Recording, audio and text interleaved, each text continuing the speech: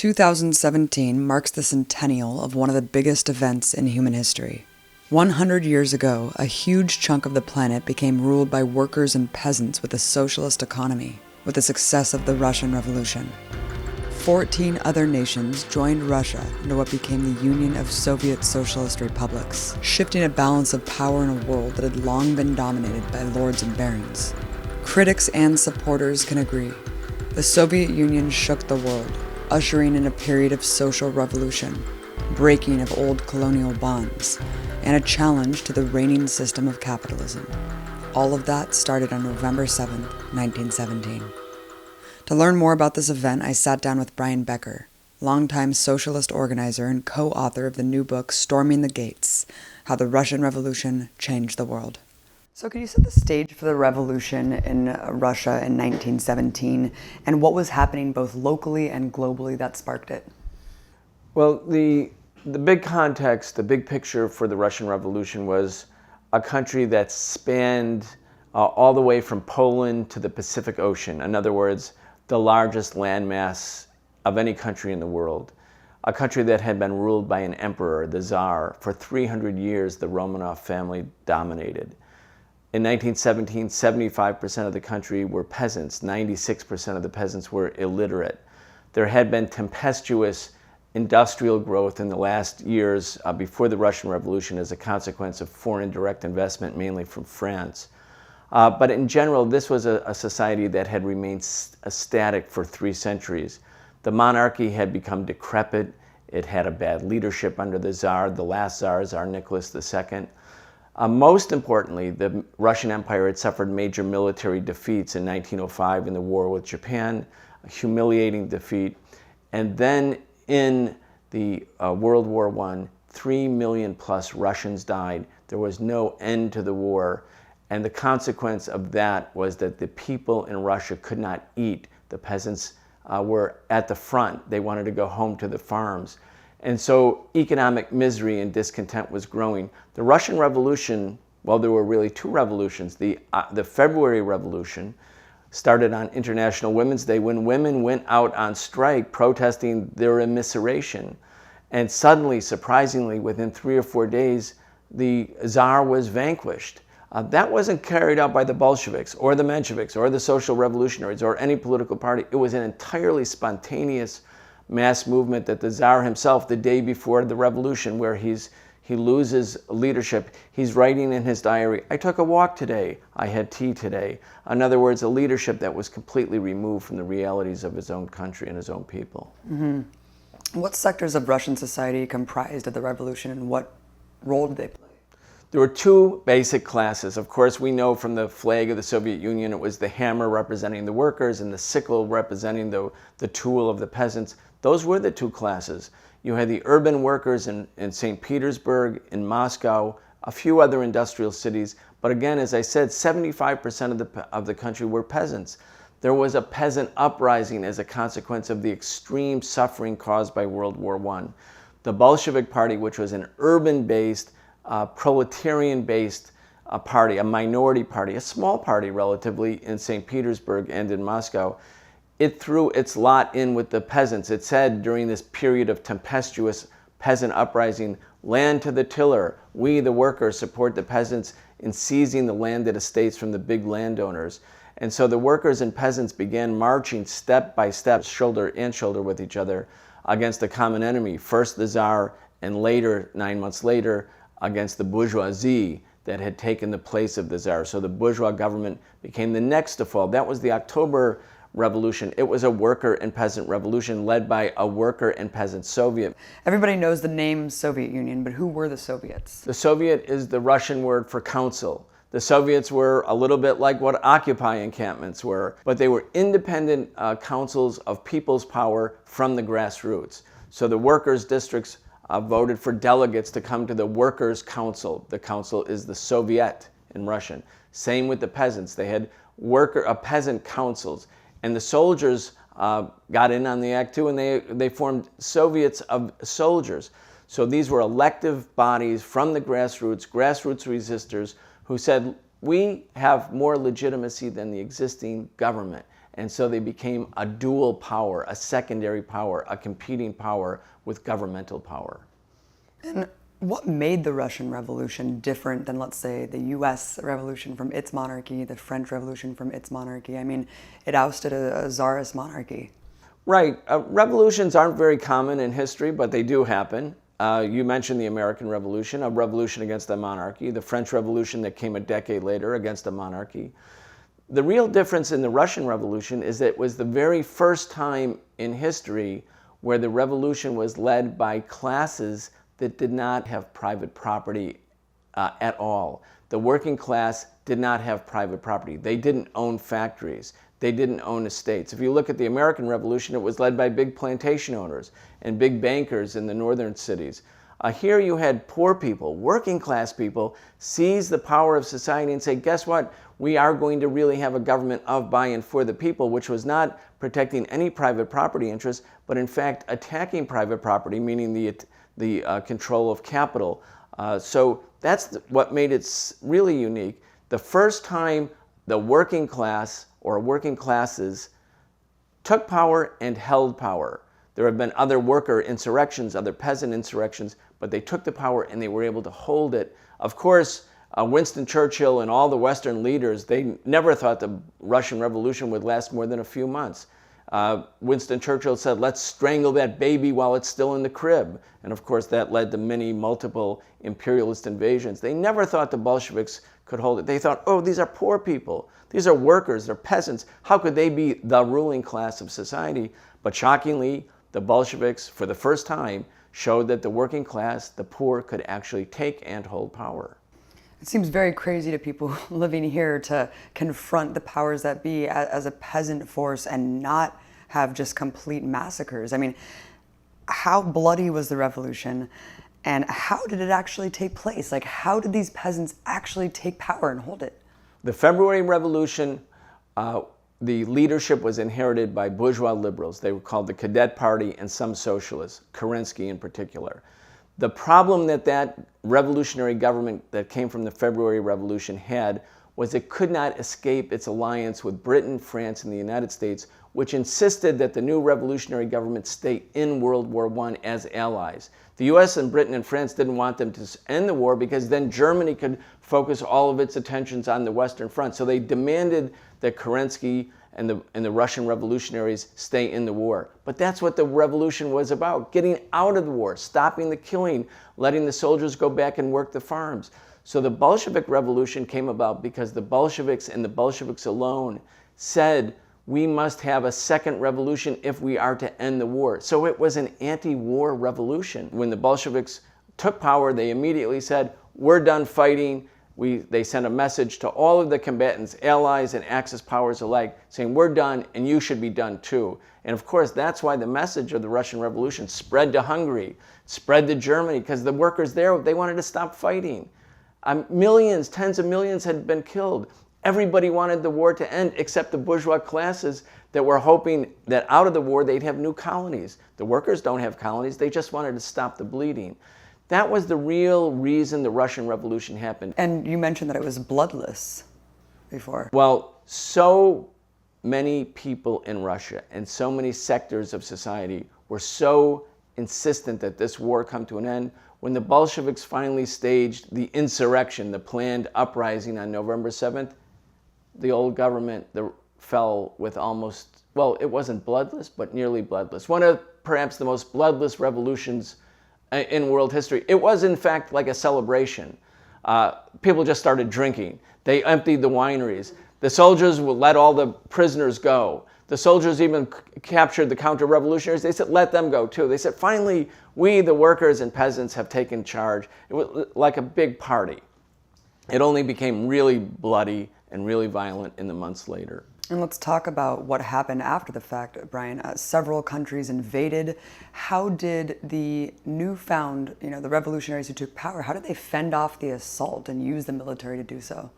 That is what we call the civil war that followed the Russian Revolution. The German government, the imperialist government in Germany, demanded that Russia make huge concessions of Western territories to Germany. when the Bolsheviks under Lenin's leadership said, yes, we must make these concessions to Germany. They gave up a big part of Russian territory, which meant the territory where Russian peasants were living. Many in the left became disaffected with Lenin and the Bolsheviks and said, you're capitulating to German imperialism. We didn't make a revolution in order to give away our country. But Lenin said, we have no army. How can we fight? We must make a concession. The relationship of forces was such. And so the coalition government between the social revolutionaries, who were a peasant-led party, or a party that tried to lead the peasants, and the Bolsheviks, that alliance broke apart.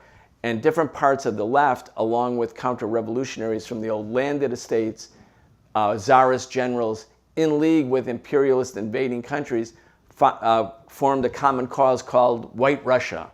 They were the whites versus the reds. And so a civil war ensued, and another 3 million Russians died. You had 14 imperialist armies invading, including the United States. You had the Germans taking up a big part of Russia. Under those pressures, it looked like the Bolsheviks would lose control. And so the white Russians began a campaign of terror and assassination. Thousands of communists were assassinated when they went to the countryside or went to the factories. So this previously bloodless revolution was suddenly engulfed in the worst kind of civil war. And all of the basic democratic premises of the revolution that had been signaled immediately starting November 7th, 1917, were replaced by conditions of civil war. When you're in conflict, when you're in military battle, hierarchies, command posts are established, and all things are done to win because you don't want to die. And so as a consequence, the Soviet democracy, the flourishing of socialist democracy, was in many ways engulfed by the military exigencies or emergencies confronting the revolution as a consequence of imperialist armies invading, czarist generals forming counter-revolutionary armies, and even left forces like SR or social revolutionaries and some Mensheviks taking up arms against the new Bolshevik government. Brian, we hear a ton about Lenin. He was the principal leader of the revolution, of course. Talk about who he was, what he brought to that revolution, and also how did the character of the revolution change 6 years later when he died? Well, many people say that without Lenin there wouldn't be a Russian Revolution. I agree with that. The Bolshevik Party was a collective party, but only Lenin had the stature within that party where all of the different sectors of the party, the different factions, the different leaders, ultimately looked to Lenin above all others. And Lenin had this brilliant tactical acuity. Some said we must always go forward, and some say we should never go forward. Lenin had the capacity as a theoretician of Marxism, as a philosopher, as a strategist, but also a brilliant tactician. And he was guided by tactical or organizational principles that we would now call Leninism, although that's a badly misunderstood term. But I would say that Lenin was the one who understood after the February Revolution, and he alone understood this, that there had to be a second revolution. Now, most of the Bolsheviks were ready really to stop with the February Revolution and to be a left-wing lobby in the new bourgeois liberal democratic revolutionary government. Lenin came back from exile and said, no, we must have a second revolution because this revolutionary government will not break its alliance with imperialism. It will not do that which the people most need, which is to end their participation in World War I. And Lenin was bold enough and audacious enough to actually conceive of the idea that a second revolution could happen. When he came back, Lenin said, we can't have a revolution now because the masses of people don't agree with us. They're euphoric. They think the new government is something wonderful. It's not the Tsar. Give it a chance. In other words, he said we can't make a revolution through a conspiracy. We have to premise our tactics, our strategy on the popular will. He said you don't have to have all the people with you, but you have to have a big part of the population with you or sympathetic to you. And so he suggested to the Bolsheviks, let's stay steadfast in our principles to end our participation in the war, but go and explain persistently and patiently why that must be. As a consequence of that 6-month process, Lenin's strategy of winning over the population happened. So the Soviet, again, those councils of peasants and soldiers and workers, Their composition changed by September. Instead of it being the middle class, educated parts of the population, and you know, those are the people who always get to the microphone first, they speak first, they have the privileges to be able to do that. By September, end of September, this composition of the Soviet had changed.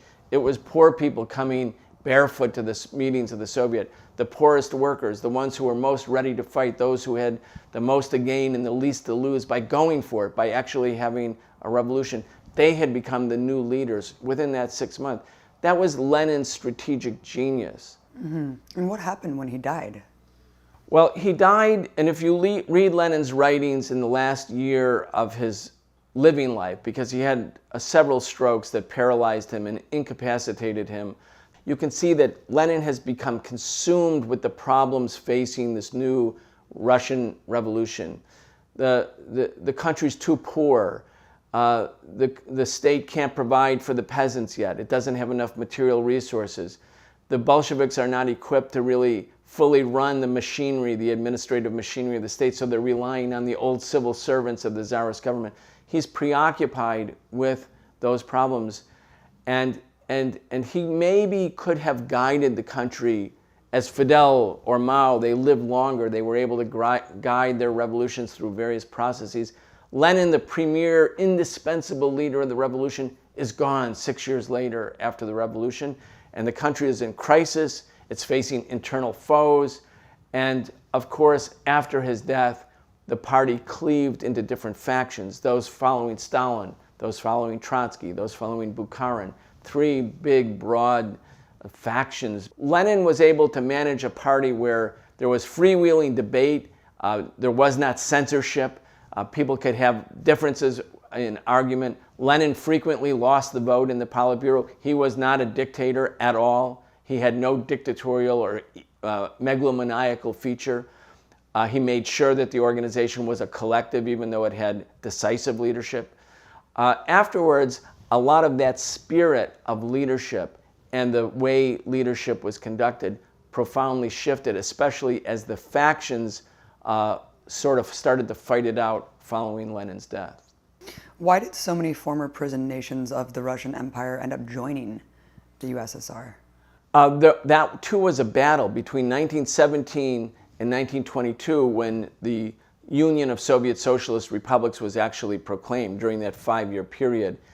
In every one of the former Russian republics, Armenia, Georgia, Azerbaijan in the Caucasus, or Lithuania, Latvia, Estonia, the Baltics, or in the southern places, Uzbekistan, Kazakhstan, Turkmenistan, all of these places became the point in which communists and revolutionaries were fighting it out with landlords and political elites who were aligned with one or another of the invading imperialist armies. And so by the end of the day, by the end of that civil war, which the Bolsheviks won, shockingly, because of their limited resources, wherever the working class party had the upper hand, they said, we want to be with the Soviet Union, but on the basis of mutual equality, not the old days when Russia was known as the prison house of nations under Tsarism. And thus, language rights were developed, social rights for those other non-Russian republics. And in fact, the way the Soviet government was structured, and people don't know this, is that there were two Supreme Soviets. One was the Supreme Soviet of the Union, that was of the USSR, but then there was the Soviet of the nationalities, meaning each of the nationalities had an equal vote within the Soviet of nationalities. No law could become the law of the Soviet Union unless it was also agreed to by the Soviet of nationalities, which meant smaller non-Russian republics were given essentially a veto power over laws. That meant there could not be racist laws passed against them or laws that were detrimental to their own ethnic or national development. Nothing like that had ever been done by a modern government where oppressed nationalities and minority peoples had been given such a formal equality in the law. You mentioned the state of Russia before the revolution, of course, widespread famine, devastation. What happened after the revolution? How did Russia change? And not just Russia, but non-Russian republics? Well, there's two phases here. Between 1917, at the time of the Russian Revolution, November 7th, 1917, and 1920, everything got worse. Because during the years of civil war, A famine broke out, millions had died, there was nothing left economically. Many of the communists had died because they were the ones who rushed to the front to fight the imperialist invading armies. The factories were no longer working by 1920. There was an absence of energy. And so in 1921, Lenin adopted a policy called the New Economic Policy, or NEP. That policy was largely successful, and the economy started to grow and grow and grow. Now, if you fast forward to the question of how was Russia impacted over the decades of socialist economic planning, that's an important question, because the conditions of life so improved for the people in Russia and in the other, what were formerly Russian Empire republics that had reaffiliated with Russia. We see the most dynamic social, economic, educational, and cultural advances of almost any time period. These were kind of the social gains of a revolution that did not have a capitalist class. In other words, instead of the capitalist class devouring or hoarding so much of the society's wealth, that wealth was able to be used for social insurance programs, social welfare programs, and for people who in the past had nothing. And you talk about the extreme and consistent economic growth, but at what cost? We don't want to try to pretend the Soviet Union was heaven on earth. It was a poor country, and we also ask the question, at what cost? When you go from a country that's 75% peasant in 1917 and become an urban industrial country within 20 years, a process that took 150 years in Germany, in France, in Britain, in the United States, and you compress that into 20 years, when you have that kind of social reorganization of society, there's going to be a lot of social tension, a lot of pressures on families and on individuals. And so it was, in some ways, as a consequence of its dynamism, also a fairly brutal process. You know, when Karl Marx and Frederick Engels wrote the Communist Manifesto, they did not think the revolution, the socialist revolution, would happen in poor, underdeveloped countries. Nor did Lenin. Lenin always thought it would happen in Germany or France. He never expected the Russian Revolution to become the vanguard of the worldwide socialist revolution. Lenin and the Bolsheviks were mainly fighting to end the monarchy in 1905 or 1910 or 1915. It was a consequence of World War I. As Lenin explained, the revolution happened not where the social conditions for socialism were really ripe, but where imperialism was weak. In other words, he said this really we weren't ready for socialism. He said, but we were the weakest link in the imperialist chain. It broke there. The revolution broke it because of the war. And so Russia had its revolution. When Lenin and Trotsky and Stalin, all of the leaders looked out and saw the world in 1917 after they made the revolution, they said, well, we can win, but only if Germany has a socialist revolution, so that we come to our aid. And Lenin said, as soon as the advanced capitalist countries have their revolution, we won't be the vanguard. We'll be like looking to them. We'll be looking to them for assistance culturally, economically. But the other revolutions didn't come. Well, there was a revolution in Germany and in Hungary. It all happened in 1918, but the capitalists overcame it. They didn't have a Bolshevik type party capable of taking advantage of the revolution and seizing and holding power. So the Soviet Union became isolated, so isolated, the most sanctioned, embargoed, blockaded country in the world. We know about the blockade in Cuba. Well, the Soviet Union was completely blockaded. So this poor, illiterate country that had a war and then a civil war and famine had come back by 1920, nobody would trade with it. The worldwide capitalist power said, we're going to destroy it. We're going to snuff it out. We're going to strangle it. And as a consequence, the Soviet Union had to develop on a basis of complete self-reliance on its own indigenous industry rather than having the benefits of worldwide trade. Mm-hmm. After the fall of the Soviet Union, it was declared the end of history, right? I mean, socialism was tried and failed. Capitalism would rule to the end of time. As a socialist, what's your response? Well, it's a very important question because the hubris and arrogance of the apologists of imperialism and capitalism was at such a high point in 1991 and 92, where they thought, well, or told the world, well, you see, socialism was tried. They conflated socialism with a government, the Soviet Union.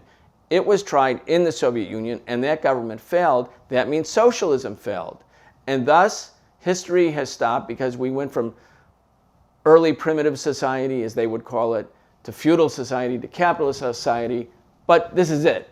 Now we can live under the rule of billionaires. Our crowning achievement as a species, we've made it. Billionaires will rule. History has shown that the other way isn't going to happen. Is that how people will remember the Soviet Union? I don't think so. The Soviet Union will be looked at in history not as the end of communism, but as its first valiant experiment. That the flaws and defects that exist in the Soviet Union, and yes, there were many, were not the cause of a planned socialist economy or public property. They were caused by a torturous history, an environment domestically poor, underdeveloped, illiterate society, ravaged by civil war, invaded by 14 imperialist armies, embargoed and deprived technology, invaded by the Nazis and taking 27 million lives and destroying the economy. That was the conditions under which this socialist experiment was conducted. It will be remembered as the first time the red flag was waved, where the working class, the poor, the oppressed, the people who were written off by all previous ruling classes, they said we could remold society. They made a huge historic achievement to the 20th century, and it will be, because we will learn its lessons, the place, the sort of the petri dish where communists and socialists will learn from, not reject. In other words, the Soviet experiment must be embraced and respected as a huge monumental achievement in spite of its defects and flaws.